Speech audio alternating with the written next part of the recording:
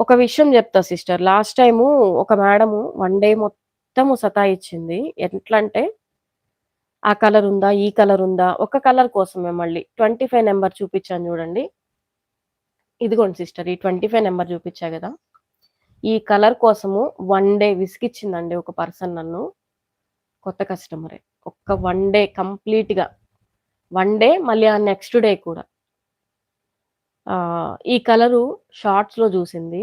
నాకు కావాలి సిస్టర్ అంది. ప్రైస్ జెప్పాను. బుక్ చేసుకుంటాను. నాకు ఖచ్చితంగా కావాలి. 2, 3 పీసులు కావాలి. నేను ఇన్‌స్టాగ్రామ్‌లో ఒక పిక్ చూసాను. Reference pic.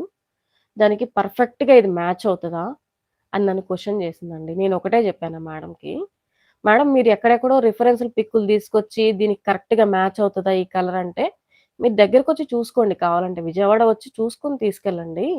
అంతేగాని ఎక్కడో ఉండి ఇంత విసిగిస్తున్నారేంటి మేడమ్ ఈ కలర్ ఉంది, ఉంది, ఉందని చెప్పినా నాకది ఫోటో పెడితేనే తీసుకుంటాను కండిషన్‌లు పెడుతున్నారేంటసలు? ఉంటే ఉందనే చెప్తాం, లేకపోతే లేదనే చెప్తాం మా దగ్గర అని ఆ మేడమ్‌కి జెప్పా. సరే మేడమ్ నేను తీసుకుంటాననింది. ఒక్కసారి నెక్స్ట్ డే నాకు ఫోటో పెట్టరా ప్లీజ్, ప్లీజ్, ప్లీజ్ అని చాలా బతిమలాడిందండి. సరే పోనీలే ఆమెకేదో ఇట్లాంటి వాళ్ళు ఎవరో వందలో ఒకళ్ళు తగులుతారు. సరే పోనీలే ఒక్కళ్ళే గదా! అని జెప్పి ఫోటో పెడితే, ఇది డార్కున్నట్టుందండి ఫోటోలో. నా రిఫరెన్స్ పిక్‌కి సరిపోతదా అని దెబ్బగా బ్లాక్ జేసి పడేశాను నేను. ఒక్క రోజంతా 1.5 రోజు ఓపికగా పెట్టిన ప్రతి మెసేజ్‌కి రిప్లై ఇచ్చేసి, మళ్ళీ అడిగిన క్వెషన్‌కి బ్లాక్ చేసేసా మనిషిని. అంత విసిగిస్తారు కొంతమంది. కలర్స్ దగ్గర విసిగిచ్చే పనైతే కొనొద్దు. మీ దగ్గరలో ఉన్న షాపులకెళ్ళి పోయి తెచ్చేసుకోండి.